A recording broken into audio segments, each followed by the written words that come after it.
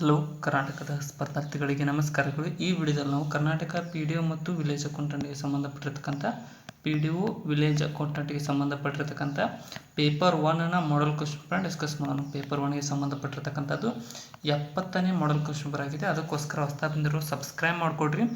ವಿಡಿಯೋನ ಆದಷ್ಟು ನಿಮ್ಮ ಫ್ರೆಂಡ್ಸ್ಗೆ ಶೇರ್ ಮಾಡಿ. ತುಂಬ ಇಂಪಾರ್ಟೆಂಟ್ ಆದಂಥ ಪ್ರಶ್ನೆಗಳಾಗಿರ್ತವೆ, ರಿಪೀಟ್ ಆಗೋ ಚಾನ್ಸಸ್ ತುಂಬ ಇರುತ್ತೆ. ಕೊನೆಯವರೆಗೂ ನೋಡಿ. ಸೊ ಮೊದಲನೇ ಪ್ರಶ್ನೆ ನೋಡಿ, ಸೌರಶಕ್ತಿಯು ಅಂತ ಕೊಟ್ಟು ಕೆಳಗಿನಲ್ಲಿ 4 ಆಪ್ಷನ್ಗಳನ್ನು ಕೊಟ್ಟಿದ್ದಾರೆ. ಸೊ ಇಲ್ಲಿ ಸರಿಯಾಗ್ತಕ್ಕಂಥ ಉತ್ತರ ಇದು ನವೀಕರಿಸಬಲ್ಲ ಶಕ್ತಿಯಾಗಿದೆ. ಸೌರಶಕ್ತಿ ಅಂದರೆ ಇದು ಎಂಡ್ಲೆಸ್ ಶಕ್ತಿ, ಇದಕ್ಕೆ ಕೊನೆ ಅನ್ನೋದಿಲ್ಲ. ಅದಕ್ಕೋಸ್ಕರ ಎಷ್ಟು ಶಕ್ತಿ ಉತ್ಪಾದನೆ ಮಾಡಿದರೂ ಕೂಡ ಮತ್ತೆ ಮತ್ತೆ ಬರ್ತಾ ಇರುತ್ತೆ. ನವೀಕರಿಸಬಲ್ಲ ಶಕ್ತಿಯಾಗಿದೆ. ನೆಕ್ಸ್ಟ್ ಕ್ವಶನ್, ಜಾಗತಿಕ ಉಷ್ಣತೆ ಹೆಚ್ಚುತ್ತಿರುವುದರಿಂದ ಆಗುವಂತಹ ಪರಿಣಾಮ ಏನು ಅಂತ ಕೇಳಿದ್ದಾರೆ. ಸೊ ಗ್ಲೋಬಲ್ ವಾರ್ಮಿಂಗ್ ಅಂತ ಕರಿತೀವಿ. ಸೊ ಅದರಿಂದ ಆಗುತ್ತಿರ್ತಕ್ಕಂಥ ಪರಿಣಾಮ ಏನಪ್ಪ ಅಂತಂದರೆ ಉಷ್ಣತೆಯಲ್ಲಿ ಏರಿಕೆ ಆಗುತ್ತೆ, ಇದಕ್ಕೆ ಸರಿಯಾಗಿದೆ. ಹಿಮ ಕರಗುವಿಕೆ, ಹಿಮ ಕೂಡ ಕರಗುತ್ತೆ ಜಾಸ್ತಿ ತಾಪಮಾನದಿಂದ. ಇನ್ನು ಸಮುದ್ರದ ಎತ್ತರದಲ್ಲಿ ಏರಿಕೆ, ಹಿಮ ಕರಗಿ ನೀರಾಗಿ ಅದು ಸಮುದ್ರಕ್ಕೆ ಸೇರುತ್ತೆ. ಸೊ ಅದರಿಂದ ಸಮುದ್ರದ ಮಟ್ಟ ಕೂಡ ಇರುತ್ತೆ. ಇಲ್ಲಿ 3 ಹೇಳಿಕೆಗಳು ಸರಿಯಾಗಿದ್ದಾವೆ. ಈ ಮೇಲಿನ ಎಲ್ಲ ಹೇಳಿಕೆಗಳು ಸರಿಯಾಗುತ್ತೆ. ಆಪ್ಷನ್ ಡಿ ಇಲ್ಲಿ ಸರಿಯಾದಂತಹ ಆಪ್ಷನ್ ಆಗುತ್ತೆ ಇಲ್ಲಿ. ನೆಕ್ಸ್ಟ್,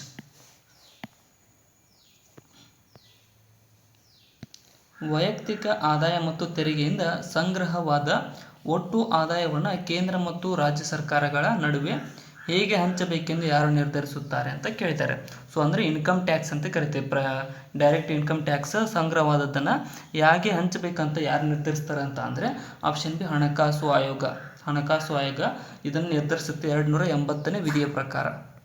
280ನೇ ವಿಧಿಯ ಪ್ರಕಾರ ಈ ಒಂದು ಹಣಕಾಸು ಆಯೋಗ ಈ ಒಂದು ವೈಯಕ್ತಿಕ ಆದಾಯದಿಂದ ಬಂದಂತಹ ತೆರಿಗೆಯನ್ನು ಯಾವ ರೀತಿಯಾಗಿ ಕೇಂದ್ರ ಮತ್ತು ರಾಜ್ಯಗಳಿಗೆ ಹಂಚಬೇಕಂತ ನಿರ್ಧಾರ ಮಾಡುತ್ತದೆ. ನೆನ್ಪಿಟ್ಕೊಂಡಿರಿ. ನೆಕ್ಸ್ಟ್ ಕ್ವಶನ್ ಪೇಪರ್ ಈಸಿ ಬರುತ್ತೆ ಅಂತ ಹೇಳೋಕ್ಕಾಗಲ್ಲ, ಬಟ್ ಲೆವೆಲ್ ಜಾಸ್ತಿ ಇರುತ್ತೆ ಸ್ವಲ್ಪ.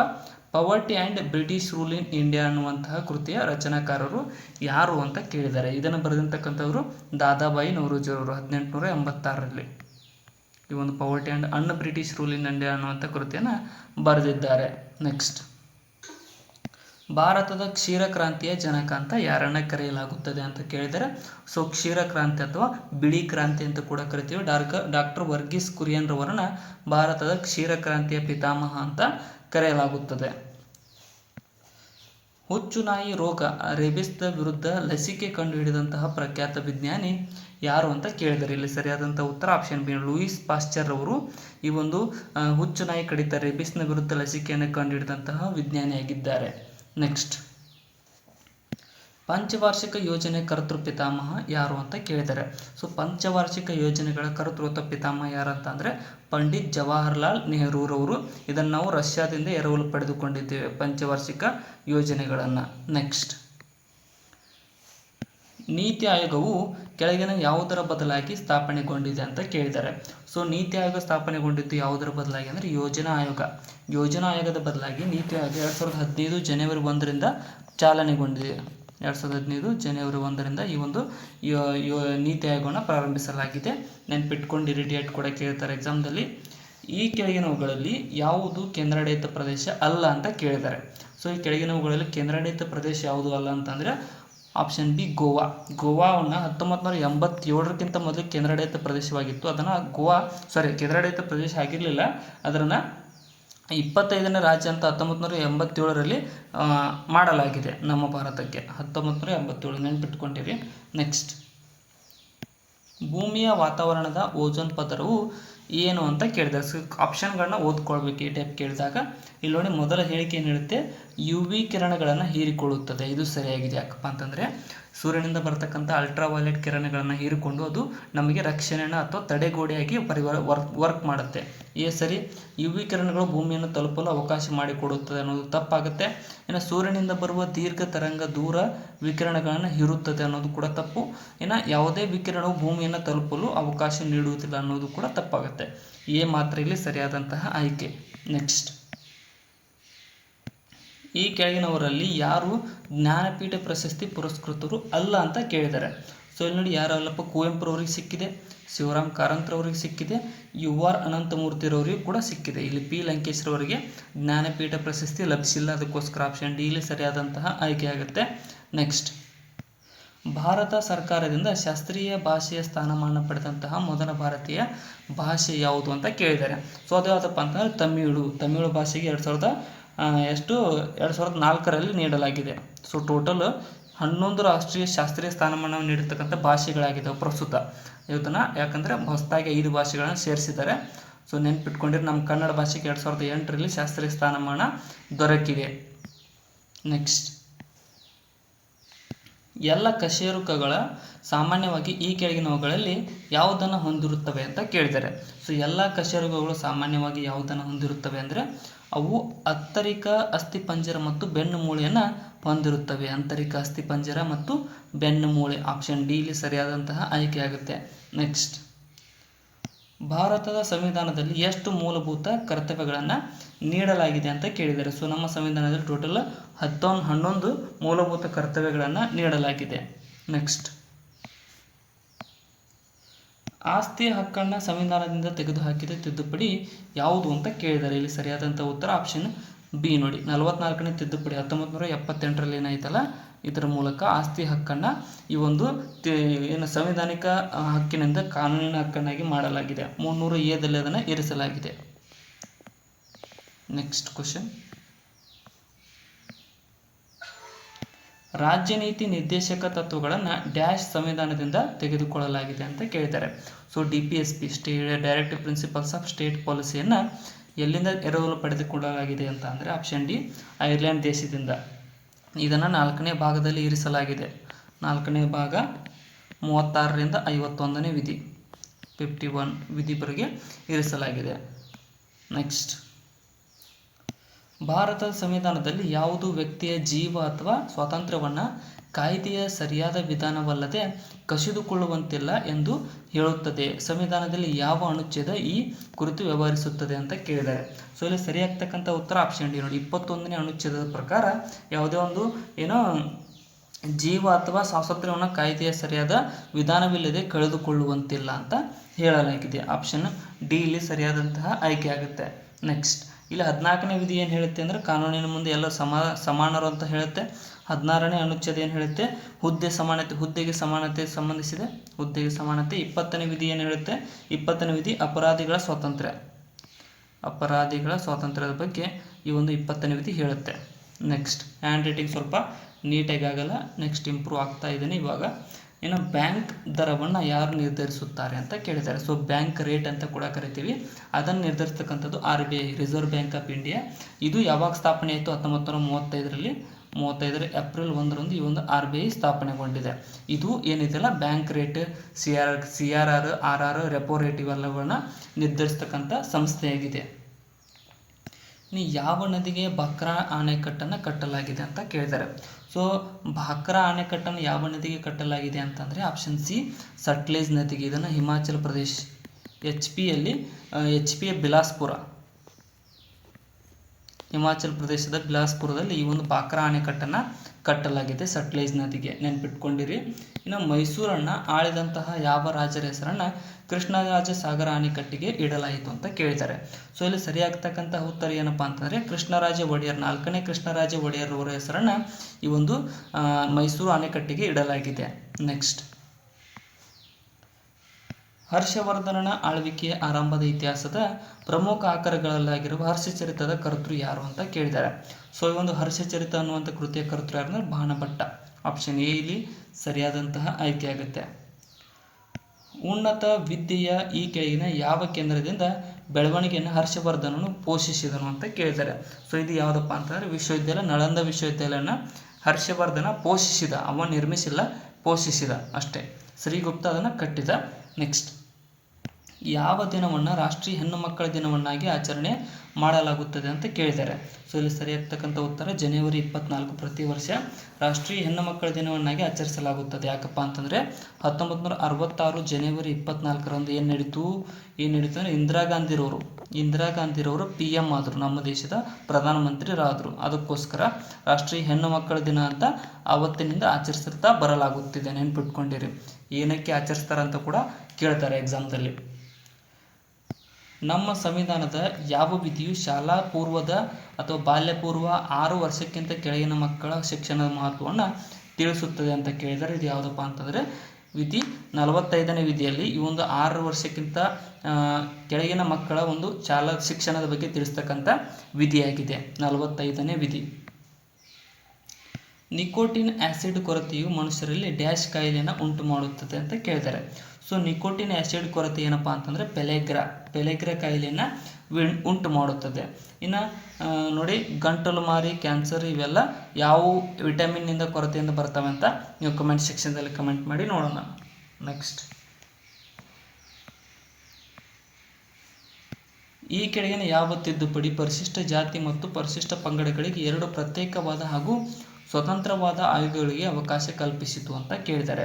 ಸೊ ಇಲ್ಲಿ ಸರಿಯಾಗ್ತಕ್ಕಂಥ ಉತ್ತರ 89ನೇ ಸಂವಿಧಾನಿಕ ತಿದ್ದುಪಡಿ ಕಾಯ್ದೆಯು ಈ ಒಂದು ಪರಿಶಿಷ್ಟ ಜಾತಿ ಮತ್ತು ಪರಿಶಿಷ್ಟ ಪಂಗಡಗಳಿಗೆ 2 ಪ್ರತ್ಯೇಕವಾದ ಹಾಗೂ ಸ್ವತಂತ್ರವಾದ ಆಯೋಗಗಳಿಗೆ ಅವಕಾಶವನ್ನು ಕಲ್ಪಿಸಿಕೊಟ್ಟಂತಹ ಇದಾಗಿದೆ. ಇದು 338ನೇ ವಿಧಿ, ನೆನಪಿಟ್ಕೊಂಡಿರಿ. 338ನೇ ವಿಧಿ 89ನೇ ತಿದ್ದುಪಡಿ SC/STಗೆ ಸಂಬಂಧಿಸಿದೆ. ಈ ಕೆಳಕಂಡದರಲ್ಲಿ ಯಾವುದು ಜೈವಿಕ ಗೋಳದ ಭಾಗವಾಗಿದೆ ಅಂತ ಕೇಳಿದ್ದಾರೆ. ಸೊ ಇದರಲ್ಲಿ ಜೈವಿಕ ಗೋಳದ ಭಾಗವಾಗಿದ್ದು ಯಾವುದಂದ್ರೆ ವಾತಾವರಣ ಇದೆ, ಜಲಗೋಳ ಇದೆ, ಶಿಲಾಗೋಳ ಇದೆ. ಸೊ 3 ಇಲ್ಲಿ ಜೈವಿಕ ಗೋಳದ ಭಾಗಗಳಾಗಿವೆ. ನೆಕ್ಸ್ಟ್, ಪ್ರಸ್ತುತ ಭಾರತದ ಅರಣ್ಯ ವಿಸ್ತೀರ್ಣ ಪ್ರಮಾಣ ಸರಿಸುಮಾರು ಎಷ್ಟು ಅಂತ ಕೇಳಿದ್ದಾರೆ. ಸೊ ಪ್ರಸ್ತುತ ಅರಣ್ಯ ವಿಸ್ತೀರ್ಣ ಪ್ರಮಾಣ ಎಷ್ಟು ಅಂದ್ರೆ 21%. 33% ಇರಬೇಕಂತ ಇದೆ, ಬಟ್ 21% ಇದೆ. ನೆಕ್ಸ್ಟ್, ಕ್ಯೋಟೋ ಪ್ರೋಟೋಕಾಲ್ ಹವಾಮಾನ ಬದಲಾವಣೆ ಪರ್ಯಾಯದ ಒಂದು ಮೈಲುಗಲ್ಲು ಏಕೆ ಅಂತ ಕೇಳಿದ್ದಾರೆ. ಸೊ ಕ್ಯೋಟೋ ಪ್ರೋಟೋಕಾಲ್ ಅನ್ನುವಂಥದ್ದು ಇದು ಇಂಗಾಲದ ವ್ಯಾಪಾರಕ್ಕೆ ಅನುವು ಮಾಡಿಕೊಟ್ಟಿತ್ತು. ಅದಕ್ಕೋಸ್ಕರ ಇದು ಒಂದು ಹವಾಮಾನ ಬದಲಾವಣೆಯ ಪರ್ಯಾಯದ ಒಂದು ಮೈಲುಗಲ್ಲಾಗಿರುತ್ತೆ ಕ್ಯೋಟೋ ಪ್ರೋಟೋಕಾಲ್. ಇದನ್ನು 1997 ಡಿಸೆಂಬರ್ 11ರಲ್ಲಿ ಇದನ್ನು ನಡೆಸಲಾಯಿತು, ಕ್ಯೋಟೋ ಪ್ರೋಟೋಕಾಲ್. ನೆಕ್ಸ್ಟ್, ಈ ಭೂಮಿಯ ಮುಖ್ಯ ಶಕ್ತಿಯ ಮೂಲ ಯಾವುದು ಅಂತ ಕೇಳಿದ್ದಾರೆ. ಸೊ ಭೂಮಿಯ ಮುಖ್ಯ ಶಕ್ತಿ ಮೂಲ ಯಾವುದಂದ್ರೆ ಸೌರಶಕ್ತಿಯಾಗಿದೆ. ಆಪ್ಷನ್ ಸಿ ಇಲ್ಲಿ ಸರಿಯಾದಂತಹ ಆಯ್ಕೆ ಆಗುತ್ತೆ. ಎಕ್ಸ್ ವಸ್ತುವಿನ ಬೆಲೆಯಲ್ಲಾದ ಏರಿಕೆಯಿಂದ ವಾಯು ವಸ್ತುವಿನ ಬೇಡಿಕೆಯಲ್ಲಿ ಏರಿಕೆಯು ಉಂಟಾಗುತ್ತದೆ ಆದ್ದರಿಂದ ಅಂತ ಕೇಳಿದ್ದಾರೆ. ಸೊ ಇಲ್ಲಿ ಸರಿಯಾಗ್ತಕ್ಕಂಥ ಉತ್ತರ ಎಕ್ಸ್ ಮತ್ತು ವಾಯು ವಸ್ತುಗಳ ಬದಲಿ ವಸ್ತುಗಳಾಗಿರುವ ಕಾರಣ ಎಕ್ಸ್ ವಸ್ತುವಿನ ಬೆಲೆಯಲ್ಲಾದ ಏರಿಕೆಯಿಂದ ವಾಯು ವಸ್ತುವಿನ ಬೇಡಿಕೆಯಲ್ಲಿ ಇದು ಉಂಟಾಗುತ್ತೆ. ಆಪ್ಷನ್ ಸಿ ಇಲ್ಲಿ ಸರಿಯಾದಂತಹ ಆಯ್ಕೆ ಆಗುತ್ತೆ. ನೆಕ್ಸ್ಟ್, ಅಲ್ಪಾವಧಿ ಕೃಷಿ ಸಹಕಾರಿ ಬ್ಯಾಂಕುಗಳಿಗೆ ಮೇಲ್ಮಟ್ಟದಲ್ಲಿರುವ ಬ್ಯಾಂಕು ಯಾವುದು ಅಂತ ಕೇಳಿದ್ದಾರೆ. ಸೊ ಅಪೆಕ್ಸ್ ಬ್ಯಾಂಕ್ ಮೇಲ್ಮಟ್ಟದಲ್ಲಿರುವ ಬ್ಯಾಂಕು ಯಾವುದಪ್ಪ ಅಂತಂದರೆ ಇಲ್ಲಿ ಸರಿಯಾಗ್ತಕ್ಕಂಥ ಉತ್ತರ ರಾಜ್ಯ ಸಹಕಾರಿ ಬ್ಯಾಂಕು ಈ ಒಂದು ಅಲ್ಪಾವಧಿ ಕೃಷಿ ಸಹಕಾರಿ ಬ್ಯಾಂಕುಗಳಿಗೆ ಮೇಲ್ಮಟ್ಟದಲ್ಲಿರುವ ಬ್ಯಾಂಕ್ ಆಗಿರುತ್ತೆ. ನೆಕ್ಸ್ಟ್, ಇವುಗಳಲ್ಲಿ ಯಾವುದು ಪ್ರಾದೇಶಿಕ ಗ್ರಾಮೀಣ ಬ್ಯಾಂಕುಗಳ ಒಂದು ಲಕ್ಷಣವಾಗಿದೆ ಅಂತ ಕೇಳಿದ್ದಾರೆ. ಸೊ ಪ್ರಾದೇಶಿಕ ಗ್ರಾಮೀಣ ಬ್ಯಾಂಕುಗಳ ಲಕ್ಷಣ ಅಂದರೆ ಇದು ಬಡ ರೈತರು ಹಾಗೂ ಹಿಂದುಳಿದ ಮತ್ತು ಗುಡ್ಡಗಾಡು ಪ್ರದೇಶದ ಕರಕುಶಲ ಕಾರ್ಮಿಕರಿಗೆ ನೇರವಾಗಿ ಸಾಲವನ್ನು ನೀಡುವಂತಹ ಬ್ಯಾಂಕ್ ಆಗಿದೆ ಪ್ರಾದೇಶಿಕ ಗ್ರಾಮೀಣ ಬ್ಯಾಂಕು. ಆಪ್ಷನ್ ಡಿ ಇಲ್ಲಿ ಸರಿಯಾಗಿ ಹೊಂದಾಣಿಕೆ ಆಗುತ್ತೆ. ನೆಕ್ಸ್ಟ್, ಕೆಳಗಿನವುಗಳಲ್ಲಿ ಯಾವುದು ಸೆಬಿಯ ಕಾರ್ಯವಾಗಿದೆ ಅಂತ ಕೇಳಿದ್ದಾರೆ. ಸೊ ಸೆಬಿಯ ಕಾರ್ಯ, ಸೊ ಕೆಳಗಿನವುಗಳಲ್ಲಿ ಸೆಬಿಯ ಕಾರ್ಯ ಏನಪ್ಪ ಅಂತಂದರೆ security exchange board of India ಅನ್ನುವಂಥದ್ದು ಇದು ಭದ್ರತಾ ಪತ್ರಗಳಲ್ಲಿ ಒಳ ವ್ಯಾಪಾರವನ್ನು ನಿರ್ಬಂಧಿಸುವುದು ಇದರ ಕಾರ್ಯವಾಗಿದೆ. ಸ್ವಯಂ ನಿಯಂತ್ರಿತ ಸಂಘಟನೆಗಳನ್ನು ನಿಯಂತ್ರಿಸುವುದು ಹಾಗೂ ಪ್ರೋತ್ಸಾಹಿಸುವುದು ಕೂಡ ಇದರ ಕಾರ್ಯ. ಇನ್ನು ಷೇರುಪೇಟೆ ವ್ಯವಹಾರಗಳನ್ನು ಕೂಡ ನಿಯಂತ್ರಿಸುವುದು ಇದರ ಕಾರ್ಯ. 3 ಇಲ್ಲಿ ಕಾರ್ಯ ಆಗ್ತಾವೆ, ಮೇಲಿನ ಎಲ್ಲವೂ ಸರಿಯಾದಂತಹ ಉತ್ತರ ಆಗುತ್ತೆ. ನೆಕ್ಸ್ಟ್, ಕರ್ನಾಟಕದಲ್ಲಿ ಪ್ರಥಮವಾಗಿ 1932ರಲ್ಲಿ ವಿಮಾನ ಸಂಪರ್ಕ ಪಡೆದಂತಹ ಊರು ಯಾವುದು ಅಂತ ಕೇಳಿದ್ದಾರೆ. ಇಲ್ಲಿ ಸರಿಯಾದಂತಹ ಉತ್ತರವಾಗ್ತಕ್ಕಂಥದ್ದು ಆಪ್ಷನ್ ಸಿ ಬಳ್ಳಾರಿಯು ಕರ್ನಾಟಕದಲ್ಲಿ ಪ್ರಥಮವಾಗಿ 1932ರಲ್ಲಿ ವಿಮಾನ ಸಂಪರ್ಕ ಪಡೆದ ಊರಾಗಿದೆ. ಬಳ್ಳಾರಿ, ನೆನ್ಪಿಟ್ಕೊಳ್ಳಿ. ಬಾಲಬಂಧು ಸಮಾಜವನ್ನು ಸಂಘಟಿಸಿದವರು ಯಾರು ಅಂತ ಕೇಳಿದ್ದಾರೆ. ಇಲ್ಲಿ ಸರಿಯಾದಂಥ ಉತ್ತರ ಕೃಷ್ಣರಾವ್ ಹಳದಿಪುರಕರ್ ಅವರು ಈ ಒಂದು ಬಾಲಬಂಧು ಸಮಾಜವನ್ನು ಸಂಘಟಿಸಿದವರಾಗಿದ್ದಾರೆ. ನೆಕ್ಸ್ಟ್, ಪ್ರಪಂಚದಲ್ಲಿ ಅತಿ ಹೆಚ್ಚು ಹಾಲು ಉತ್ಪಾದಿಸುವ ದೇಶ ಯಾವುದು ಅಂತ ಕೇಳಿದರೆ ಸೊ ಪ್ರಸ್ತುತ ಭಾರತ ಇದೆ. ಭಾರತವು ಪ್ರಪಂಚದಲ್ಲಿ ಅತಿ ಹೆಚ್ಚು ಹಾಲನ್ನು ಉತ್ಪಾದಿಸುವ ದೇಶವಾಗಿದೆ. ಇನ್ನು ದನ ಮತ್ತು ಎಮ್ಮೆಗಳಲ್ಲಿ ಕಂಡು ಬರ್ತಕ್ಕಂಥ ಕಾಲುಬಾಯಿ ಜ್ವರ ರೋಗಕ್ಕೆ ಕಾರಣ ಅಂತ ಕೇಳಿದ್ದಾರೆ. ಸೊ ಇದಕ್ಕೇನಪ್ಪ ಅಂದರೆ ಸೂಕ್ಷ್ಮಾಣು ಜೀವಿ ವೈರಸ್ ಅಂತ ಕೂಡ ಕರಿತೀವಿ. ವೈರಲ್ ಇನ್ಫೆಕ್ಷನ್ ಅಂತ ಕರಿತೀವಿ. ಇನ್ನು ಇದು ದನ ಮತ್ತು ಎಮ್ಮೆಗಳಲ್ಲಿ ಘನೀಕೃತ ವೀರ್ಯ ಬಳಸಿ ಸಂತಾನೋತ್ಪತ್ತಿಗಾಗಿ ಜಾರಿಯಲ್ಲಿರುವ ವಿಧಾನ ಯಾವುದು ಅಂತ ಕೇಳ್ತಾರೆ. ಸೊ ಇದು ಯಾವುದಪ್ಪ ಅಂತಂದರೆ ಸರಿಯಾಗ್ತಕ್ಕಂಥ ಉತ್ತರ ಆಪ್ಷನ್ ಸಿ, ಲಸಿಕೆ ಹಾಕುವುದು. ಲಸಿಕೆ ಹಾಕುವುದು ಏನು ಡಾಕ್ಟರ್ಸ್ ಬಂದ ಮಾಡ್ತಾರಲ್ಲ, ಸೊ ಕೇಳಿದ್ದಾರೆ ಇವುಗಳಲ್ಲಿ ಯಾವುದು ಸ್ವಯಂ ಉದ್ಯೋಗ ಕಾರ್ಯಕ್ರಮವಾಗಿದೆ ಅಂತ ಕೇಳಿದ್ದಾರೆ. ಸೊ ಇಲ್ಲಿ ನೋಡಿ ಆಪ್ಷನ್ ಡಿ ನೋಡಿ, NRLM ಅಂದರೆ ನ್ಯಾಷನಲ್ ರೂರಲ್ ಲೈವ್ಲಿಹುಡ್ ಮಿಷನ್ ಅನ್ನುವಂಥದ್ದು ಒಂದು ಸ್ವಯಂ ಉದ್ಯೋಗ ಖಾತರಿ ಕಾರ್ಯಕ್ರಮವಾಗಿದೆ. ಆಪ್ಷನ್ ಡಿ ಇಲ್ಲಿ ಸರಿಯಾದಂತಹ ಆಯ್ಕೆ ಆಗುತ್ತೆ. ಇನ್ನು ಭಾರತದಲ್ಲಿ ಅತ್ಯಂತ ವೇಗವಾಗಿ ಬೆಳೆಯುತ್ತಿರುವಂತಹ ಚಟುವಟಿಕೆ ಯಾವುದು ಅಂತ ಕೇಳಿದ್ದಾರೆ. ಸೊ ಇದು ಯಾವುದಪ್ಪ ಅಂತಂದರೆ ವ್ಯಾಪಾರ, ಹೋಟೆಲ್ ಹಾಗೂ ರೆಸ್ಟೋರೆಂಟ್ ಆಗುವುದಿಲ್ಲ, ಇದು ತಪ್ಪು. ಹಣಕಾಸು, ವಿಮೆ ಮತ್ತು ಭೂಮಿ ಉದ್ಯಮ ಹಾಗೂ ವ್ಯಾಪಾರ ಸೇವೆಗಳು ಭಾರತದಲ್ಲಿ ಅತಿ ವೇಗವಾಗಿ ಬೆಳೆಯುತ್ತಿರತಕ್ಕ ಚಟುವಟಿಕೆಗಳಾಗಿದ್ದಾವೆ, ನೆನ್ಪಿಟ್ಕೊಂಡಿರಿ. ನೆಕ್ಸ್ಟ್, ಭಾರತದಲ್ಲಿ ಹಣದುಬ್ಬರವನ್ನು ಅಳೆಯಲು ಬಳಸ್ತಕ್ಕಂಥ ಸಾಧನ ಯಾವುದು ಅಂತ ಕೇಳ್ತಾರೆ. ಸೊ ಇದು ಯಾವುದಂದ್ರೆ ಗ್ರಾಹಕ ಬೆಲೆ ಸೂಚ್ಯಂಕ. ಗ್ರಾಹಕ ಬೆಲೆ ಸೂಚ್ಯಂಕವು ಭಾರತದಲ್ಲಿ ಹಣದುಬ್ಬರವನ್ನು ಅಳೆಯಲು ಬಳಸುವಂತಹ ಸಾಧನವಾಗಿದೆ. ನೆಕ್ಸ್ಟ್, ಕರ್ನಾಟಕದಿಂದ ಅತ್ಯಧಿಕವಾಗಿ ರಫ್ತುಗೊಳ್ಳುವ ಸರಕು ಅಥವಾ ಸೇವೆಗಳೆಂದರೆ ಯಾವುದು ಅಂತ ಕೇಳಿದರೆ ಇದು ವಿದ್ಯುನ್ಮಾನ ತಂತ್ರಜ್ಞಾನ ಮತ್ತು ಜೈವಿಕ ತಂತ್ರಜ್ಞಾನವು ಕರ್ನಾಟಕದಲ್ಲಿ ಅತ್ಯಧಿಕವಾಗಿ ರಫ್ತುಗೊಳ್ಳುವಂತಹ ಸರಕು ಸೇವೆಗಳಾಗಿವೆ. ನೆಕ್ಸ್ಟ್, RIDFನ ಫುಲ್ ಫಾರ್ಮ್ ಕೇಳಿದ್ದಾರೆ. ಸೊ RIDFನ ಫುಲ್ ಫಾರ್ಮ್ ಏನಂದರೆ ರೂರಲ್ ಇನ್ಫ್ರಾಸ್ಟ್ರಕ್ಚರ್ ಡೆವಲಪ್ಮೆಂಟ್ ಫಂಡ್ ಅನ್ನುವಂಥದ್ದು RIDFನ ಫುಲ್ ಫಾರ್ಮ್ ಆಗಿರುತ್ತದೆ. ನೆಕ್ಸ್ಟ್, ಕೆಳಗಿನ ಯಾವುದು ಮಹಾತ್ಮ ಗಾಂಧಿ ರಾಷ್ಟ್ರೀಯ ಉದ್ಯೋಗ ಖಾತ್ರಿ ಯೋಜನೆಯ ಉದ್ದೇಶ ಅಲ್ಲ ಅಂತ ಕೇಳಿದ್ದಾರೆ. ಸೊ ಕೆಳಗಿನವುಗಳನ್ನು ನೋಡ್ತಾ ಹೋಗೋಣ ಬನ್ನಿ. ಅರೆಕುಶಲ ಕಾರ್ಮಿಕರಿಗೆ ಉದ್ಯೋಗವನ್ನು ಒದಗಿಸುವುದರ ಕಾರ್ಯವಾಗಿದೆ, ಇದು ಸರಿಯಾಗಿದೆ. ಇನ್ನು ಗ್ರಾಮೀಣ ಪ್ರದೇಶಗಳಲ್ಲಿ ದೀರ್ಘ ಬಾಳಿಕೆ ಬರುವ ಸಮುದಾಯ ಆಸ್ತಿಗಳನ್ನು ನಿರ್ಮಿಸುವುದು ಕೂಡ ಇದರದ್ದು ಸಂಬಂಧಪಟ್ಟಿದೆ. ಇನ್ನು ಸ್ವಸಹಾಯ ಸಮೂಹಗಳನ್ನು ಸ್ಥಾಪಿಸಲು ಪ್ರೋತ್ಸಾಹ ನೀಡುವುದು, ಇದು ತಪ್ಪು. ಇದೇನಪ್ಪ ಅಂತಂದರೆ ಸ್ವಸಹಾಯ ಸಮೂಹಗಳನ್ನು ಸ್ಥಾಪಿಸಲು ಪ್ರೋತ್ಸಾಹ ನೀಡಂಗಿಲ್ಲ. ಸೊ ಇದು ಆ ಪ್ರಶ್ನೆ ಪ್ರಕಾರ ಇದೇ ಸರಿಯಾದ ಆನ್ಸರ್ ಆಗುತ್ತೆ. ಇನ್ನು ನಗರಗಳೆಡೆಗೆ ವಲಸೆ ಹೋಗುವುದನ್ನು ತಪ್ಪಿಸುವುದು ಕೂಡ ಇದರ ಉದ್ಯೋಗವಾಗಿದೆ. ಯಾಕಪ್ಪ ಅಂತಂದರೆ ಗ್ರಾಮೀಣ ಪ್ರದೇಶದಲ್ಲಿ ಯಾರಿಗಾದರೂ ಕೆಲಸ ಸಿಕ್ಕರೆ ಅವರು ವಲಸೆ ಹೋಗಂಗಿಲ್ಲ, ಅದಕ್ಕೋಸ್ಕರ ಇದ್ರದ್ದು ಒಂದು ಮೋಟೋ ಆಗಿತ್ತು ಅದು. ನೆಕ್ಸ್ಟ್, ಒಂದು ಹುಡುಗಿಯು ಒಂದು ಉಯ್ಯಾಲೆಯಲ್ಲಿ ಕುಳಿತಿರುವ ಸ್ಥಿತಿಯಲ್ಲಿ ಉಯ್ಯಾಲೆ ಆಡುತ್ತಿದ್ದಾಳೆ. ಅವಳು ನಿಂತ ಸ್ಥಿತಿಯಲ್ಲಿದ್ದರೆ ತೂಗಾಡುವ ಅವಧಿಯ ಮೇಲೆ ಹೇಗೆ ಪರಿಣಾಮ ಬೀರುತ್ತದೆ ಅಂತ ಕೇಳಿದ್ದಾರೆ. ಸೊ ಅವಳು ನಿಂತ ಸ್ಥಿತಿಯಲ್ಲಿದ್ದರೆ ತೂಗಾಡುವ ಅವಧಿಯ ಮೇಲೆ ಹೇಗೆ ಪರಿಣಾಮ ಬೀಳುತ್ತೆ ಅಂದರೆ ಕಾಲಾವಧಿಯು ಕಡಿಮೆ ಹೋಗುತ್ತದೆ. ಕಾಲಾವಧಿ ಕಡಿಮೆ ಆಗುತ್ತದೆ. ಆಪ್ಷನ್ ಬಿ ಸರಿಯಾದಂಥ ಉತ್ತರ. ಸೊ ಈ ಕ್ವಶನ್ ನೀವು ಪಾಸ್ ಮಾಡಿಕೊಂಡು ಸ್ವಲ್ಪ ಅರ್ಥ ಮಾಡಿಕೊಂಡು ಮುಂದೆ ಹೋಗಿ. ನೆಕ್ಸ್ಟ್, ಈ ಕೆಳಕಂಡವುಗಳಲ್ಲಿ ಯಾವುದು ವಿಕಿರಣಶೀಲ ಪದಾರ್ಥದಿಂದ ಉತ್ಸರ್ಜಿತವಾಗಿರುವುದಿಲ್ಲ ಅಂತ ಕೇಳಿದ್ದಾರೆ. ಸೊ ಇಲ್ಲಿ ನೋಡಿ ಸರಿಯಾದಂತಹ ಉತ್ತರ ನ್ಯೂಟ್ರಾನ್ಗಳು. ನ್ಯೂಟ್ರಾನ್ಗಳು ಏನಿದಾವಲ್ಲ ವಿಕಿರಣಶೀಲ ಪದಾರ್ಥದಿಂದ ಉತ್ಸರ್ಜಿತವಾಗಿರುವುದಿಲ್ಲ, ನೆನ್ಪಿಟ್ಕೊಂಡಿರಿ. ಆಪ್ಷನ್ ಸಿ ಇಲ್ಲಿ ಸರಿಯಾದಂತಹ ಆಯ್ಕೆ ಆಗುತ್ತೆ. ನೆಕ್ಸ್ಟ್, ಯೂಕಾರಿಯೋಟಿಕ್ ಕೋಶ ಎಂದರೆ ಏನು ಅಂತ ಕೇಳಿದ್ದಾರೆ. ಯೂಕಾರಿಯೋಟಿಕ್ ಕೋಶ ಅಂತಂದರೆ ಏನಪ್ಪ ಅಂತಂದರೆ ಇದು ಟ್ರೂ ನ್ಯೂಕ್ಲಿಯಸ್, ಇದೊಂದು ನಿಜವಾದ ನ್ಯೂಕ್ಲಿಯಸ್ ಆಗಿದೆ. ಯೂಕ್ಯಾರಿಯೇಟ್ ಅಂತಂದರೆ ಟ್ರೂ ನ್ಯೂಕ್ಲಿಯಸ್, ಪ್ರೋಕ್ಯಾರಿಯೇಟ್ ಅಂದರೆ ಫಾಲ್ಸ್ ನ್ಯೂಕ್ಲಿಯಸ್ ಅಂತ ಬರುತ್ತೆ. ಯೂಕ್ಯಾರಿಯಸ್, ಪ್ರೋಕ್ಯಾರಿಯೇಟ್. ನೆಕ್ಸ್ಟ್, ಈ ಕೆಳಗಿನವುಗಳಲ್ಲಿ ಭಾರತ ಸರ್ಕಾರದ ಯಾವ ಕಾಯ್ದೆಯು ಮೊದಲ ಬಾರಿಗೆ ಕೇಂದ್ರ ಹಾಗೂ ರಾಜ್ಯ ಲೋಕ ಸೇವಾ ಆಯೋಗಗಳ ಸ್ಥಾಪನೆಗೆ ಒಪ್ಪಂದವನ್ನು ಕಲ್ಪಿಸಿತು ಅಂತ ಕೇಳಿದ್ದಾರೆ.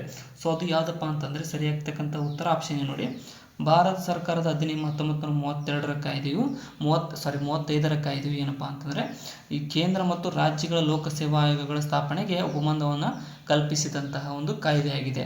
ನೆಕ್ಸ್ಟ್, 2011ರ ಜನಗಣತಿ ಪ್ರಕಾರ ಭಾರತದಲ್ಲಿ ಲಿಂಗಾನುಪಾತ ಈ ಕೆಳಗಿನವುಗಳಲ್ಲಿ ಯಾವುದು ಅಂತ ಕೇಳಿದ್ದಾರೆ. ಸೊ ನಮ್ಮ ಭಾರತ ಲಿಂಗಾನುಪಾತ 940 ಇತ್ತು 2011ರ ಜನಗಣತಿಯ ಮೇರೆಗೆ. ನೆಕ್ಸ್ಟ್, ಕರ್ನಾಟಕದಲ್ಲಿ ಭೂಸಾ ಕೋಲಾಹಲವನ್ನು ಹುಟ್ಟುಹಾಕಿದವರು ಯಾರು ಅಂತ ಕೇಳಿದ್ದಾರೆ.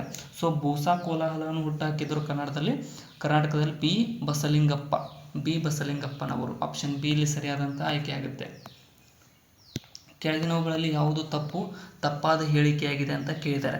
ಸೊ ಇಲ್ಲಿ ನೋಡಿ ಯಾವುದು ತಪ್ಪಾದ ಹೇಳಿಕೆಯಪ್ಪ ಅಂತಂದರೆ ಎ ಬಿ ರಕ್ತದ ಗುಂಪು ವ್ಯಕ್ತಿಗಳು ಎ ಪ್ರತಿಜನಕವನ್ನು ಮತ್ತು ಬಿ ಪ್ರತಿಕಾಯವನ್ನು ಹೊಂದಿರುತ್ತಾರೆ ಅನ್ನೋದು ತಪ್ಪು. ಆಪ್ಷನ್ ಸಿ ಇಲ್ಲಿ ಸರಿಯಾದ ತಪ್ಪಾದ ಆಯ್ಕೆಯಾಗಿದೆ. ನೆಕ್ಸ್ಟ್, ಕೆಳಕಂಡ ಮಾಲಿನ್ಯದ ಪ್ರಯುಕ್ತ ಮನುಷ್ಯನ ರಕ್ತದಲ್ಲಿನ ಆಮ್ಲಜನಕ ರವಾನಿಸುವ ಸಾಮರ್ಥ್ಯ ಕಡಿಮೆಯಾಗುತ್ತದೆ ಯಾಕೆ ಅಂತ ಕೇಳಿದ್ದೇನೆ. ಸೊ ಯಾವುದರ ಒಂದು ಮಾಲಿನ್ಯದ ಪ್ರಯುಕ್ತದ ಮೂಲಕ ಮನುಷ್ಯನ ಆಮ್ಲಜನಕ ರವಾನಿಕೆ ಕಡಿಮೆ ಆಗುತ್ತೆ ಅಂತಂದರೆ ಕಾರ್ಬನ್ ಮೊನಾಕ್ಸೈಡ್. ಕಾರ್ಬನ್ ಮೊನಾಕ್ಸೈಡ್ ನಾವೇನಾದರೂ ಉಸಿರಾಡಿದರೆ ಅದು ರಕ್ತದೊಂದಿಗೆ ರಿಯಾಕ್ಟ್ ಆಗಿ ಅದು ಆಕ್ಸಿಜನ್ ಪ್ರಮಾಣವನ್ನು ಕಡಿಮೆ ಮಾಡುತ್ತೆ. ಆಪ್ಷನ್ಸ್ ಬಿ ಇಲ್ಲಿ ಸರಿಯಾದಂತಹ ಆಯ್ಕೆ ಆಗುತ್ತೆ. ಸೊ ಇವುಗಳನ್ನು ಹೊಂದಿಸಿ ಬರೆಯಿರಿ ಅಂತ ಕೇಳಿದ್ದಾರೆ. ಸೊ ಜಾವಾ ಎಲ್ಲಿ ಕಂಡು ಬರುತ್ತಪ್ಪ ಅಂದರೆ ಜಾವಾ ಒಂದು ಜ್ವಾಲಾಮುಖಿಯಾಗಿದೆ. ಇದು ಕಂಡು ಬರ್ತಕ್ಕಂಥದ್ದು ಆಪ್ಷನ್ ಇಂಡೋನೇಷ್ಯಾದಲ್ಲಿ ಈ ಒಂದು ಜಾವಾ ಕಂಡು ಬರುತ್ತೆ. ಇನ್ನು ಹೊನ್ಶು ಅನ್ನುವಂಥದ್ದು ಎಲ್ಲಿ ಕಂಡು ಬರುತ್ತೆ? ಹೊನ್ಶು ಕಂಡು ಬರ್ತಕ್ಕಂಥದ್ದು ಜಪಾನ್ ದೇಶದಲ್ಲಿ ಹೊನ್ಶು. ಇನ್ನು ವಿಕ್ಟೋರಿಯಾ ದ್ವೀಪ ಕಂಡು ಬರ್ತಕ್ಕಂಥದ್ದು ಕೆನಡಾದಲ್ಲಿ ವಿಕ್ಟೋರಿಯಾ ದ್ವೀಪ. ಇನ್ನು ತಾಸ್ಮೇನಿಯಾ ಕಂಡು ಬರ್ತಕ್ಕಂಥದ್ದು ಆಸ್ಟ್ರೇಲಿಯಾದಲ್ಲಿ ತಾಸ್ಮಾನಿಯಾ ಅನ್ನುವಂಥದ್ದು. ಇಲ್ಲಿ ಆಪ್ಷನ್ ಸಿ ಸರಿಯಾದಂತಹ ಆಯ್ಕೆಯಾಗಿದೆ ನೋಡಿ. ನೆಕ್ಸ್ಟ್, ನರಕೋಶಗಳು ವಿಭಜನೆ ಹೊಂದುವುದಿಲ್ಲ ಏಕೆಂದರೆ ಇವುಗಳಲ್ಲಿ ಡ್ಯಾಶ್ ಇರುವುದಿಲ್ಲ ಅಂತ ಕೇಳ್ತಾರೆ. ಸೊ ನರಕೋಶಗಳು ವಿಭಜನೆ ಹೊಂದುವುದಿಲ್ಲ ಯಾಕಪ್ಪ ಅಂತಂದರೆ ಅವುಗಳಲ್ಲಿ ಮಧ್ಯಕಾಯ ಇರುವುದಿಲ್ಲ. ಆಪ್ಷನ್ ಬಿ ಇಲ್ಲಿ ಸರಿಯಾದಂತಹ ಉತ್ತರ ಆಗುತ್ತೆ. ಸೆಂಟ್ರೋಸೋಮ್ಸ್ ಅಂತ ಕರೀತಾರೆ. ಭೂಮಿಯ ನೀರಿನಲ್ಲಿ ಶೇಕಡ ಎಷ್ಟು ಶುದ್ಧ ನೀರು ಇರುತ್ತದೆ ಅಂತ ಕೇಳ್ತಾರೆ. ಸೊ ಟೋಟಲ್ ಭೂಮಿಯ ನೀರಿನಲ್ಲಿ ಶೇಕಡ 3%, ಅಪ್ರಾಕ್ಸಿಮೇಟ್ಲಿ 3% ಮಾತ್ರ ಶುದ್ಧ ನೀರಿದೆ, ಅಂದರೆ ಕುಡಿಯಲು ಬರ್ತಕ್ಕಂಥ ನೀರು. ಸಂಸತ್ತಿನ ಹಣಕಾಸು ಸಮಿತಿಗಳು ಯಾವುವು ಅಂತ ಕೇಳಿದರೆ ಸಂಸತ್ತಿನ ಹಣಕಾಸು ಸಮಿತಿಗಳು ಯಾವಪ್ಪ ಅಂತಂದರೆ ಅಂದಾಜು ಸಮಿತಿ ಹೌದು, ಸಾರ್ವಜನಿಕ ಲೆಕ್ಕಪತ್ರ ಸಮಿತಿ ಕೂಡ ಹೌದು, ಸಾರ್ವಜನಿಕ ಉದ್ದಿಮೆಗಳ ಮೇಲಿನ ಸಮಿತಿ ಕೂಡ. ಈ ಮೂರು ಹೌದು. ಮೇಲಿನ ಎಲ್ಲವೂ ಆಪ್ಷನ್ ಡಿ ತಪ್ಪಾಗಿದೆ, ಅಂದರೆ ಕಟ್ಟಾಗಿದೆ. ಮೇಲಿನ ಎಲ್ಲವೂ ಕೂಡ ಸಂಸತ್ತಿನ ಹಣಕಾಸು ಸಮಿತಿಗಳಾಗಿವೆ. ನೆಕ್ಸ್ಟ್, ಕೆಳಗಿನವುಗಳನ್ನು ಹೊಂದಿಸಿ ಬರೆಯಿರಿ ಅಂತ ಕೇಳ್ತಾರೆ. ಸೊ ಇಲ್ಲಿ ಹೊಂದಿಸಿ ಬರೆದಾಗ ಏನಾಗುತ್ತೆ ನೋಡಿ. ಪಂಜಾಬ್ನಲ್ಲಿ ಯಾವುದಕ್ಕೆ ಫೇಮಸ್ ಅಪ್ಪ ಅಂತಂದರೆ ಸೋನಾ ಮಸೂರಿ ಅಕ್ಕಿಗೆ ಫೇಮಸ್ ಇದು. ಅಂದರೆ ಸೋನಾ ಮಸೂರಿ ಅಕ್ಕಿಯನ್ನು ಹೆಚ್ಚಾಗಿ ಪಂಜಾಬ್ನಲ್ಲಿ ಬೆಳೆಯಲಾಗುತ್ತದೆ. ಇನ್ನು ಏನಪ್ಪ ಅಂತಂದರೆ ಮಹಾರಾಷ್ಟ್ರದಲ್ಲಿ ಆಲೂಗಡ್ಡೆ ಫೇಮಸ್ಸು. ಇನ್ನು ಕೇರಳದಲ್ಲಿ ಯಾವುದು ಬೆಳೀತಾರೆ? ಕೇರಳ ತೆಂಗು. ಇನ್ನು ಉತ್ತರ ಪ್ರದೇಶದಲ್ಲಿ ಏಕದಳ ಧಾನ್ಯಗಳು. ಇಲ್ಲಿ ಸರಿಯಾಗ್ತಕ್ಕಂಥ ಉತ್ತರ ಯಾವುದಪ್ಪ ಅಂತಂದರೆ ಆಪ್ಷನ್ ಎ ಸರಿಯಾದಂತಹ ಹೊಂದಾಣಿಕೆಯಾಗಿದೆ. ನೆಕ್ಸ್ಟ್, ಭೂಮಿಯ ವಾಯುಮಂಡಲ ಯಾವುದರಿಂದ ಉಷ್ಣಾಂಶ ಪಡೆಯುತ್ತದೆ ಅಂತ ಕೇಳಿದ್ದಾರೆ. ಸೊ ಭೂಮಿಯ ವಾಯುಮಂಡಲ ಪಡೆತಕ್ಕಂಥದ್ದು ಭೂ ವಿಕಿರಣದಿಂದ ಉಷ್ಣಾಂಶವನ್ನು ಪಡೆಯುತ್ತದೆ. ನೆಕ್ಸ್ಟ್, ಈ ಕೆಳಗಿನವುಗಳನ್ನು ಹೊಂದಿಸಿ ಬರೆಯಿರಿ ಅಂತ ಕೇಳಿದ್ದಾರೆ ನೋಡಿ. ಕಾಗೆ ಬಂಗಾರ, ಅಬ್ರಕ್ ಅನ್ನುವಂಥದ್ದನ್ನು ಎಲ್ಲಿ ಬಳಸ್ತಾರೆ ಅಂದರೆ ವಿದ್ಯುತ್ ಉಪಕರಣ ತಯಾರಿಕೆಯಲ್ಲಿ ಒಂದು ಕಾಗೆ ಬಂಗಾರ ಅಥವಾ ಅಬ್ರಕವನ್ನು ಬಳಸಲಾಗುತ್ತದೆ. ಬಾಕ್ಸೈಟನ್ನು ಅಲ್ಯೂಮಿನಿಯಂ ಕೈಗಾರಿಕೆಯಲ್ಲಿ ಬಳಸ್ತಾರೆ. ಇನ್ನು ಮ್ಯಾಂಗ್ನೀಸನ್ನು ಎಲ್ಲಿ ಬಳಸ್ತಾರೆ? ಮ್ಯಾಂಗ್ನೀಸ್ ಬಳಸ್ತಕ್ಕಂಥದ್ದು ಉಕ್ಕು ಮಿಶ್ರಲೋಹಗಳ ಕೈಗಾರಿಕೆಗಳಲ್ಲಿ ಮ್ಯಾಂಗ್ನೀಸನ್ನು ಬಳಸ್ತಾರೆ.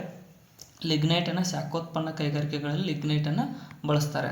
ಸೊ ಇಲ್ಲಿ ಆಪ್ಷನ್ಗಳಲ್ಲಿ ಸರಿಯಾಗ್ತಕ್ಕಂಥದ್ದು ಏನಪ್ಪ ಅಂತಂದರೆ 3, 1, 4, 2 ಆಪ್ಷನ್ ಸಿ ಸರಿಯಾದ ಆಯ್ಕೆಯಾಗಿದೆ. ನೆಕ್ಸ್ಟ್,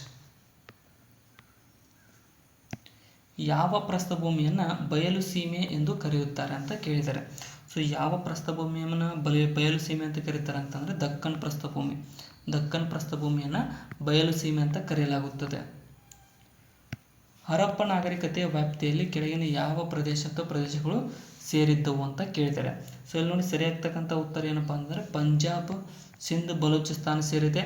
ಹರಿಯಾಣ, ಉತ್ತರ ಪ್ರದೇಶ, ಪಶ್ಚಿಮ ಬಂಗಾಳದ ಭಾಗಗಳು ಕೂಡ ಹರಪ್ಪ ನಾಗರಿಕತೆ ಕಂಡುಬರುತ್ತೆ. ರಾಜಸ್ಥಾನ ಮತ್ತು ಗುಜರಾತ್ ಇವೆಲ್ಲದರಲ್ಲಿ ಕಂಡುಬರುತ್ತೆ ಹರಪ್ಪ ನಾಗರಿಕತೆ. ಅದಕ್ಕೋಸ್ಕರ ಆಪ್ಷನ್ ಡಿ ಇಲ್ಲಿ ಸರಿಯಾದಂತಹ ಆಯ್ಕೆಯಾಗುತ್ತೆ. ರೈಲ್ವೆ ವಲಯ ಮತ್ತು ಅದು ಕಂಡುಬರ್ತಕ್ಕಂಥ ಕೇಂದ್ರ ಅಂತ ಕೇಳ್ತಾರೆ. ಸೊ SWR ನೈಋತ್ಯ ರೈಲ್ವೆ ವಲಯ. SWR ನೈಋತ್ಯ ರೈಲ್ವೆ ವಲಯ ಎಲ್ಲಿದೆಯಪ್ಪ ಅಂತಂದರೆ ಇದು ಕಂಡುಬರ್ತಕ್ಕಂಥದ್ದು ಹುಬ್ಬಳ್ಳಿ. ನೈಋತ್ಯ ರೈಲ್ವೆ ವಲಯ ಹುಬ್ಬಳ್ಳಿಯಲ್ಲಿದೆ. ಇನ್ನು CR ಕೇಂದ್ರ ರೈಲ್ವೆ ವಲಯ ಕಂಡುಬರ್ತಕ್ಕಂಥದ್ದು ಮುಂಬೈ. ಇನ್ನು ದಕ್ಷಿಣ ರೈಲ್ವೆ ವಲಯ ಕಂಡುಬರ್ತಕ್ಕಂಥದ್ದು ದಕ್ಷಿಣ ರೈಲ್ವೆ ವಲಯ ಚೆನ್ನೈ. ಇನ್ನು ಉತ್ತರ ರೈಲ್ವೆ ವಲಯ ಕಂಡುಬರ್ತಕ್ಕಂಥದ್ದು ಹೊಸದಿಲ್ಲಿ. ಸರಿಯಾಗ್ತಕ್ಕಂಥ ಉತ್ತರ ಆಪ್ಷನ್ ಡಿ ಸರಿಯಾದ ಆಯ್ಕೆಯಾಗಿದೆ. ನೆಕ್ಸ್ಟ್, ಈ ಕೆಳಗಿನ ಯಾವ ಅಂಶಗಳು ಬೌದ್ಧ ಧರ್ಮದ ಜನಪ್ರಿಯತೆಗೆ ಕಾರಣವಾದವುಗಳು ಅಂತ ಕೇಳಿದ್ದಾರೆ. ಸೊ ಇಲ್ಲಿ ನೋಡಿ ಯಾವುವು ಬೌದ್ಧ ಧರ್ಮದ ಜನಪ್ರಿಯತೆಗೆ ಕಾರಣವಾದವು ಅಂದರೆ ವೈದಿಕ ಧರ್ಮವು ತುಂಬ ಜಟಿಲಗೊಂಡಿತ್ತಾದ್ದರಿಂದ ಬುದ್ಧನ ಬೋಧನೆಗಳ ಸರಳತೆ ಜನರನ್ನು ಆಕರ್ಷಿಸಿತು. ಇದು ಸರಿಯಾಗಿದೆ. ಯಾಕಪ್ಪ ಅಂತಂದರೆ ಬುದ್ಧನ ಸರಳ ಮಾತು ಜನರನ್ನು ಆಕರ್ಷಣೆಗೊಂಡು ಕರೀತು ಅವನ ಕಡೆ. ಇನ್ನು ಬುದ್ಧನು ತನ್ನ ತತ್ವವನ್ನು ಜನರ ಭಾಷೆಯಾದ ಪಾಲಿಯಲ್ಲಿ ಬೋಧಿಸಿದನು, ಇದು ಕೂಡ ಸರಿಯಾಗಿದೆ. ಇನ್ನು ಬೌದ್ಧ ಸಂಘಗಳಲ್ಲಿ ಸ್ತ್ರೀಯರಿಗೂ ಪ್ರವೇಶವಿತ್ತು, ಇದು ಕೂಡ ಸರಿ. 3 ಹೇಳಿಕೆಗಳು ಇಲ್ಲಿ ಸರಿಯಾಗಿದೆ. ಆಪ್ಷನ್ ಡಿ ಸರಿಯಾದಂತಹ ಆಯ್ಕೆಯಾಗುತ್ತೆ. ಕಲ್ಯಾಣ ಚಾಲುಕ್ಯರ ಮಾಂಡವೇಶ್ವರ ಅಥವಾ ಅಧೀನರಾಗಿದ್ದ ರಾಜಮನೆತನಗಳು ಯಾವುವು ಅಂತ ಕೇಳ್ತಾರೆ. ಇಲ್ಲಿ ಕೆಳಗಿನವುಗಳಲ್ಲಿ ಕಾಕತೀಯರು, ಸೇವಣರು, ಹೊಯ್ಸಳರು ಇವರು 3 ಜನ ಕಲ್ಯಾಣ ಚಾಲುಕ್ಯರ ಮಾಂಡವೇಶ್ವರರಾಗಿದ್ದರು, ನೆನಪಿಟ್ಕೊಂಡಿರಿ. ಆಪ್ಷನ್ ಬಿ ಇಲ್ಲಿ ಸರಿಯಾದಂತಹ ಆಯ್ಕೆ. ಅಸಹಕಾರ ಚಳವಳಿಗೆ ಸಂಬಂಧಿಸಿದಂತೆ ಕೆಳಗಿನ ಯಾವ ಹೇಳಿಕೆ ಅಥವಾ ಹೇಳಿಕೆಗಳು ಸರಿಯಾಗಿವೆ ಅಂತ ಕೇಳಿದ್ದಾರೆ. ಸೊ ಅಸಹಕಾರ ಚಳವಳಿಗೆ ಸಂಬಂಧಿಸಿರತಕ್ಕಂಥ ಚಳವಳಿಯ ಭೌಗೋಳಿಕ ವಿಸ್ತಾರ ರಾಷ್ಟ್ರವ್ಯಾಪ್ತಿಯಲ್ಲಿತ್ತು, ಸರಿಯಾಗಿದೆ. ಇನ್ನು ರೈತಾಪಿಗಳು, ಕಾರ್ಮಿಕರು ಮತ್ತು ಕುಶಲಕರ್ಮಿಗಳು, ವ್ಯಾಪಾರಿಗಳು ಇದರಲ್ಲಿ ಭಾಗವಹಿಸಿದ್ರು, ಇದು ಕೂಡ ಸರಿಯಾಗಿದೆ. ಇದರಲ್ಲಿ ಮುಸ್ಲಿಮರ ಭಾಗವಹಿಸುವಿಕೆ ಪ್ರಮಾಣ ಅದ್ಭುತವಾಗಿತ್ತು, ಇದು ತಪ್ಪು. ಅಸಹಕಾರ ಚಳವಳಿಯಲ್ಲಿ ಮುಸ್ಲಿಮರು ಭಾಗವಹಿಸಿರಲಿಲ್ಲ. ಎ ಮತ್ತು ಬಿ ಮಾತ್ರ ಇಲ್ಲಿ ಸರಿಯಾಗಿದ್ದಾವೆ. ನೆಕ್ಸ್ಟ್ 1931 ನಾಗರಿಕ ಅಸಹಕಾರ ಚಳವಳಿಯ ಪರಿಣಾಮಗಳು ಯಾವುದು ಅಥವಾ ಯಾವುವು ಅಂತ ಕೇಳಿದ್ದಾರೆ. ಸೊ ಇಲ್ಲಿ ನಾಗರಿಕ ಅಸಹಕಾರ ಚಳವಳಿಯ ಪರಿಣಾಮಗಳು ಏನಪ್ಪ ಅಂತಂದರೆ ತೆರಿಗೆ ಪಾವತಿಸಲು ನಿರಾಕರಣೆ ಆಯಿತು, ಇದು ಸರಿಯಾಗಿದೆ. ಯಾಕಪ್ಪ ಅಂದ್ರೆ ಅವಾಗ ತೆರಿಗೆಯನ್ನು ಪಾವತಿಸಲಿಲ್ಲ, ದಂಡಿ ಸತ್ಯಾಗ್ರಹ ಮಾಡಿ ಉಪ್ಪಿನ ತೆರಿಗೆಯನ್ನು ಗಾಂಧೀಜಿಯವರು ಸ್ವತಃ ಮುರಿದ್ರು. ಇನ್ನು ವಿದೇಶಿ ಬಟ್ಟೆ ಮತ್ತು ಮದ್ಯದ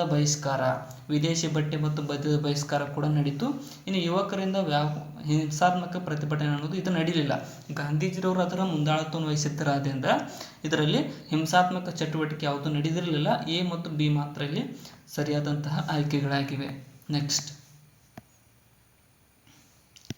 1919 ಭಾರತ ಸರ್ಕಾರದ ಕಾಯ್ದೆಯ ಕಾರ್ಯವನ್ನು ಅಭ್ಯಸಿಸಲು ನಿಯುಕ್ತವಾದ ಸೈಮನ್ ಆಯೋಗವನ್ನು ಭಾರತದ ರಾಜಕೀಯ ಸಂಘಟನೆಗಳು ಯಾವ ಕಾರಣಕ್ಕೆ ಅಥವಾ ಕಾರಣಗಳಿಗೆ ಬಹಿಷ್ಕರಿಸಿದವು ಅಂತ ಕೇಳಿದ್ದಾರೆ.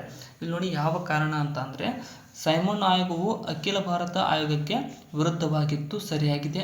ಇನ್ನು ಜವಾಬ್ದಾರಿ ಸರ್ಕಾರದ ರಾಷ್ಟ್ರೀಯ ಬೇಡಿಕೆಯನ್ನು ಅದು ಉದಾಸೀನ ಮಾಡಿತ್ತು, ಇದು ಕೂಡ ಸರಿಯಾಗಿದೆ. ಇನ್ನು ಸೈಮನ್ ಆಯೋಗದಲ್ಲಿ ಯಾರು ಭಾರತೀಯ ಸದಸ್ಯರು ಕೂಡ ಇರಲಿಲ್ಲ. 3 ಹೇಳಿಕೆಗಳ ಸಲುವಾಗಿ ಈ ಒಂದು ಸೈಮನ್ ಆಯೋಗವನ್ನು ನಿರಾಕರಣೆ ಮಾಡಲಾಗಿತ್ತು. ನೆಕ್ಸ್ಟ್ ಈ ಕೆಳಗಿನ ಯಾವ ರಾಜ್ಯದ ರಾಜನು ಪಾಕಿಸ್ತಾನದೊಂದಿಗೆ ಸೇರ್ಪಡೆಗೊಳ್ಳುವಂತಹ ಬಯಕೆಯನ್ನು ಹೊಂದಿದ್ದನು ಅಂತ ಕೇಳಿದ್ದಾರೆ. ಇವನು ಜುನಾಗಢ ರಾಜನೇನಿದಲ್ಲ ಪ್ರಜೆಗಳು ಹೊಂದಿರಲಿಲ್ಲ, ಬಟ್ ಆ ರಾಜ್ಯ ಪಾಕಿಸ್ತಾನದೊಂದಿಗೆ ವಿಲೀನಗೊಳ್ಳುವ ಆಸೆಯನ್ನು ಹೊಂದಿದ್ದ. ಈ ಕೆಳಗಿನ ಯಾವ ಸಂಸ್ಥಾನವು ಡಾಲ್ ಹೌಸಿಯ ದತ್ತು ಮಕ್ಕಳಿಗೆ ಹಕ್ಕಿಲ್ಲ ನಿಯಮದಡಿ ಬ್ರಿಟಿಷ್ ಆಧಿಪತ್ಯಕ್ಕೆ ಒಳಪಡಲಿಲ್ಲ ಅಂತ ಕೇಳಿದ್ದಾರೆ. ಸೊ ನೋಡಿ ಸತಾರ ಒಳಪಡ್ತು, ಸತಾರ್ ಬಂತು, ಝಾನ್ಸಿ ಬಂತು, ಬಟ್ ಕಿತ್ತೂರು ಅದಕ್ಕೆ ಒಳಪಡಲಿಲ್ಲ, ನಾಗ್ಪುರ ಒಳಪಡ್ತು. ಇಲ್ಲಿ 3ನೇದು ಸರಿಯಾದಂತಹ ಉತ್ತರ ಆಗುತ್ತೆ. ನೆಕ್ಸ್ಟ್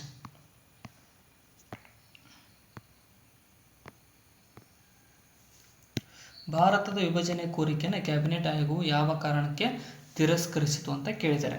ಸೊ ಕ್ಯಾಬಿನೆಟ್ ಆಯೋಗ ಯಾವುದಕ್ಕೆ ತಿರಸ್ಕರಿಸಿತು ಅಂತಂದರೆ ಕೋಮು ಅಲ್ಪಸಂಖ್ಯಾತರ ಸಮಸ್ಯೆಗಳ ಪರಿಹಾರ ವಿಭಜನೆಯಿಂದ ಸಾಧ್ಯವಿರಲಿಲ್ಲ ಅನ್ನೋದು ಸರಿಯಾಗಿದೆ, ಅದು ಸಾಧ್ಯ ಇರಲಿಲ್ಲ. ಇನ್ನು ಬಂಗಾಲ ಮತ್ತು ಪಂಜಾಬ್ ಪ್ರಾಂತ್ಯಗಳ ವಿಭಜನೆಯಲ್ಲಿ ಆಶೋತ್ತರಗಳಿಗೆ ವ್ಯತಿರಿಕ್ತವಾಗಿರಬಹುದಾಗಿತ್ತು, ಇದು ಕೂಡ ಸರಿ.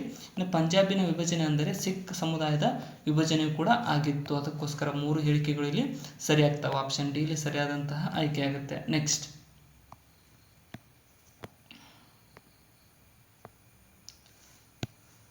ಈ ಕೆಳಗಿನ ಯಾವ ಹೇಳಿಕೆಗಳು ಸರಿಯಾಗಿದೆ ಅಂತ ಕೇಳಿದ್ದಾರೆ. ಸೊ ಇಲ್ಲಿ ಮೊದಲ ಹೇಳಿಕೆ ಏನು ಹೇಳುತ್ತೆ ನೋಡಿ, ಪ್ಲಾಸಿ ಕದನ 1775ರಲ್ಲಿ ನಡೆಯಿತು, ಇದು ತಪ್ಪು. 1ನೇ ತಪ್ಪು. 1775 1875ರಲ್ಲಿ ಪ್ಲಾಸಿ ಕದನ ನಡೀತು. ಇನ್ನು ಪ್ಲಾಸಿಯ ಕದನದಲ್ಲಿ ರಾಬರ್ಟ್ ಕ್ಲೈವ್ನು ಜಯಶಾಲಿಯಾದನು, ಇದು ಸರಿ. ಬಂಗಾಲ ಮತ್ತು ಬಿಹಾರ್ ಪ್ರಾಂತ್ಯಗಳ ಅಧಿಕಾರವನ್ನು ಗಳಿಸಿದ್ದು ಬ್ರಿಟಿಷರ ಸಾಮ್ರಾಜ್ಯದ ನಿರ್ಮಾಣದಲ್ಲಿ ಒಂದು ನಿರ್ಣಾಯಕ ಹೆಜ್ಜೆಯಾಗಿತ್ತು ಅನ್ನೋದು ಕೂಡ ಸರಿ. ಬಿ ಮತ್ತು ಸಿ ಸರಿಯಾದಂತಹ ಆಯ್ಕೆ ಆಗ್ತವೆ. ಆಪ್ಷನ್ ಸಿ ಇಲ್ಲಿ ಸರಿಯಾದ ಉತ್ತರ. ನೆಕ್ಸ್ಟ್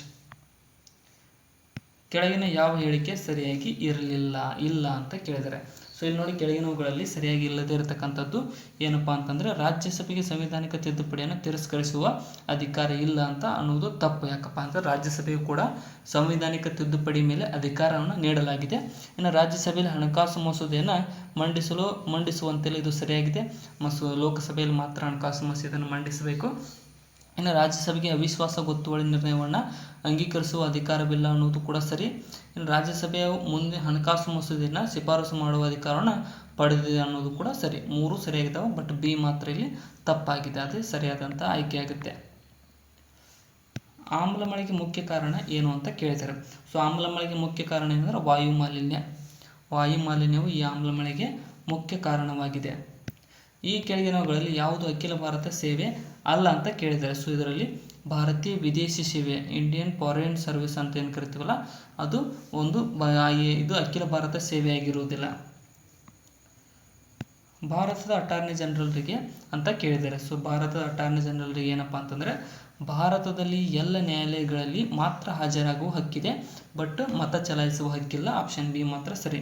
76ನೇ ವಿಧಿಯ ಪ್ರಕಾರ ಇವ್ರನ್ನ ನೇಮಿಸಲಾಗುತ್ತೆ ಅಟಾರ್ನಿ ಜನರಲ್. ನೆಕ್ಸ್ಟ್, ಕೆಳಗಿನ ಕಾಯ್ದೆಗಳಲ್ಲಿ ಯಾವುದು 3 ಪಟ್ಟಿಗಳ ಸಂಯುಕ್ತ ಪ್ರಾಂತೀಯ ಮತ್ತು ಸಮವರ್ತಿ ಅಧಿಕಾರ ವಿಭಜನೆಗೆ ಅವಕಾಶ ಮಾಡಿಕೊಟ್ಟಿತು ಅಂತ ಕೇಳ್ತಾರೆ. ಇಲ್ಲಿ ಸರಿಯಾದಂಥ ಉತ್ತರ ಆಪ್ಷನ್ 1935 ಭಾರತ ಸರ್ಕಾರ ಕಾಯ್ದೆಯು ಇವನು 3 ಪಟ್ಟಿಗಳ ಸಂಯುಕ್ತ ಪ್ರಾಂತೀಯ ಮತ್ತು ಸಮವರ್ತಿ ಅಧಿಕಾರ ವಿಭಜನೆಗೆ ಅವಕಾಶ ಮಾಡಿಕೊಟ್ಟಂತಹ ಕಾಯ್ದೆಯಾಗಿದೆ. ನೆಕ್ಸ್ಟ್, ಒಂದು ಮಸೂದೆ ಹಣಕಾಸಿನ ಮಸೂದೆ ಎಂದು ಯಾರು ನಿರ್ಣಯಿಸುತ್ತಾರೆ ಅಂತ ಕೇಳಿದರೆ, ಸೊ ಯಾವುದೇ ಒಂದು ಮಸೂದೆ ಹಣಕಾಸಿನ ಮಸೂದೆ ಅಂತ ನಿರ್ಧರಿಸುವವರು ಸ್ಪೀಕರ್ ಅವರು, ಲೋಕಸಭೆಯ ಸ್ಪೀಕರ್. ನೆಕ್ಸ್ಟ್, ಭೋಪಾಲ್ ಅನಿಲ ದುರಂತಕ್ಕೆ ಕಾರಣವಾದ ಅನಿಲ ಯಾವುದು ಅಂತ ಕೇಳ್ತಾರೆ. ಸೊ ಇದು ಆಪ್ಷನ್ ಬಿ, ಮೈಥೈಲ್ ಐಸೋಸೈನೇಟ್ ಅನ್ನುವಂಥದ್ದು ಭೋಪಾಲ್ನ ಅನಿಲ ದುರಂತಕ್ಕೆ ಕಾರಣವಾದ ಮುಖ್ಯವಾದ ಅನಿಲವಾಗಿದೆ. ಅಪಾಯದಲ್ಲಿರುವ ಪ್ರಭೇದಗಳನ್ನು ಕೆಳಗಿನ ಪುಸ್ತಕದಲ್ಲಿ ದಾಖಲಿಸಲಾಗುತ್ತದೆ ಅಂತ ಕೇಳಿದರೆ, ಸೊ ರೆಡ್ ಡೇಟಾ ಬುಕ್ ಯಾವುದಪ್ಪ, ರೆಡ್ ಡೇಟಾ ಬುಕ್ನಲ್ಲಿ ಅಪಾಯದಲ್ಲಿರ್ತಕ್ಕಂಥ ಪ್ರಭೇದಗಳನ್ನು ದಾಖಲಿಸಲಾಗುತ್ತದೆ. ಭತ್ತದ ಗದ್ದೆಯ ಮೂಲದಿಂದಾಗುವ ಮುಖ್ಯ ಮಾಲಿನ್ಯಕಾರಕ ಯಾವುದು ಅಂತ ಕೇಳಿದರೆ, ಸೊ ಇಲ್ಲಿ ನೀರು ನಿಲ್ಲತ್ತಲ್ಲ, ಅದಕ್ಕೋಸ್ಕರ CO2 ಕಾರ್ಬನ್ ಡೈಆಕ್ಸೈಡ್ ಅನ್ನುವಂಥದ್ದು ಭತ್ತದ ಗದ್ದೆಯಿಂದ ಮುಖ್ಯವಾಗಿ ಆಗ್ತಕ್ಕಂಥ ಮಾಲಿನ್ಯಕಾರಕವಾಗಿದೆ.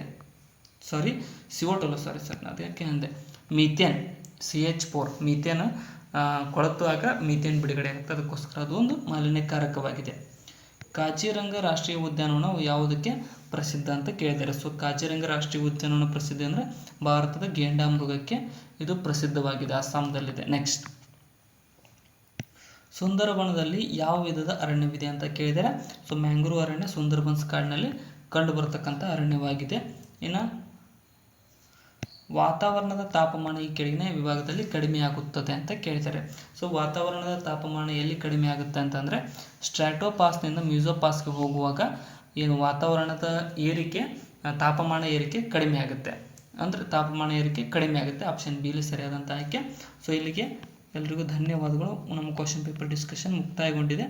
ಮತ್ತು ಇದೇನಪ್ಪ ಅಂದರೆ ಸಬ್ಸ್ಕ್ರೈಬ್ ಮಾಡಿಕೊಡ್ರಿ, ಇನ್ನೂ ಸಬ್ಸ್ಕ್ರೈಬ್ ಮಾಡಿಲ್ಲ ಅಂದರೆ ಶೇರ್ ಮಾಡಿ, ಚಾನಲ್ನ ಶೇರ್ ಮಾಡಿ. ಮತ್ತು ಡಿಸ್ಕ್ರಿಪ್ಷನ್ ಇರ್ತಕ್ಕಂಥ ನಮ್ಮ ಚಾನಲ್ನ ಇನ್ಸ್ಟಾ, ಫೇಸ್ಬುಕ್, ವಾಟ್ಸಪ್, ಥ್ರೆಡ್ಸ್ ಮತ್ತು ಟೆಲಿಗ್ರಾಮ್ ಇವೆಲ್ಲವುಗಳ ಲಿಂಕ್ಗಳಿದ್ದಾವೆ, ಅವುಗಳನ್ನು ಕೂಡ ಫಾಲೋ ಮಾಡಿಕೊಡ್ರಿ. Thank you so much.